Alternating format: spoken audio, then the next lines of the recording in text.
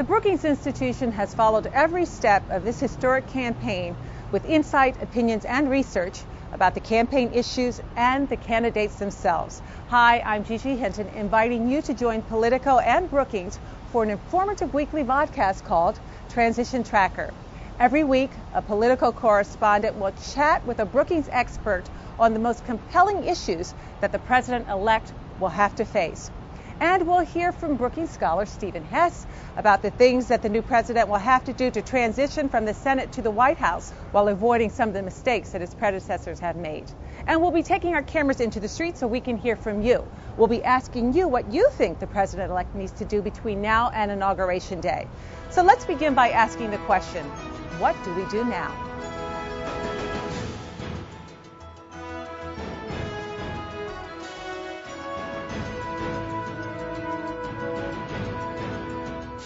Hello, I'm Ron Nesson with Brookings Senior Fellow Steve Hess, author of What Do We Do Now?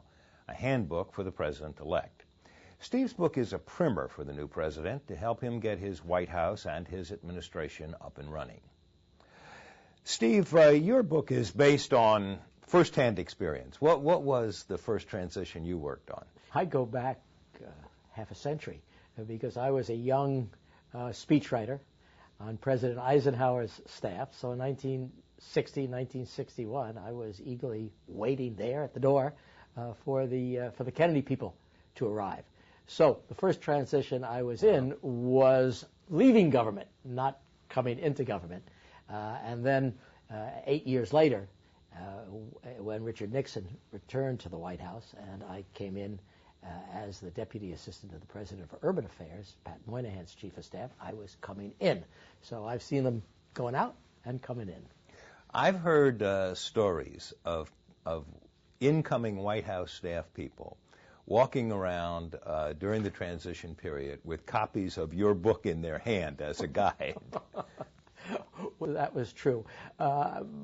But nevertheless, if it were true, it would be helpful because it's amazing how barren our transition is. I mean, it's not like a parliamentary system where the prime minister goes out the back door of number 10 Downing Street, the new prime minister comes in the front door, and there's a shadow government waiting. There isn't.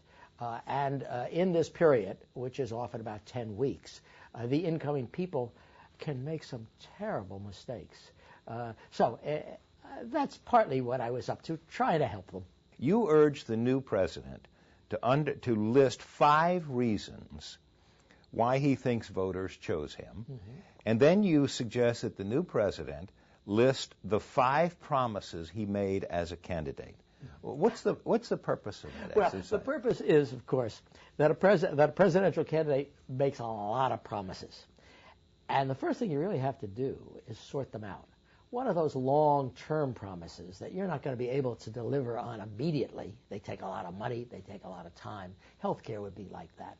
And then what are the things that you can do very quickly because you want to show the electorate that you're up and running? So sort them all out. And for example, the example of how not to do it was Bill Clinton during his transition. Saying that he was going to move fast on the gays in the military issue. Gays in the military was not a leading priority of his, but wow, he got hung up on that when he became president. Thank you very much, Steve. We're out of time, unfortunately, for today, but we'll be back next week with more advice on what the new president should do as he prepares to move into the Oval Office. See you then.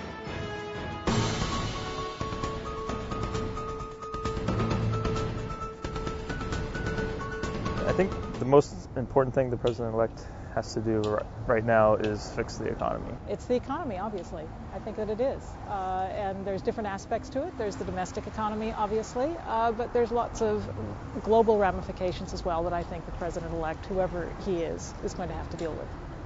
I think the next president supposed first bring home all the troops. I just recently myself graduated from a master's program, and I haven't been able to find full-time work myself. Since graduating, I have more than a few friends in the same situation. The immigration is very important because many people like me, we come for a dream on this in America. This has been the Transition Tracker, a presentation of Politico and the Brookings Institution. Be a part of the presidential transition. Join our pundits and experts for The Scouting Report, our live web chat every Wednesday afternoon at 12:30. Log on to www.brookings.edu/transition.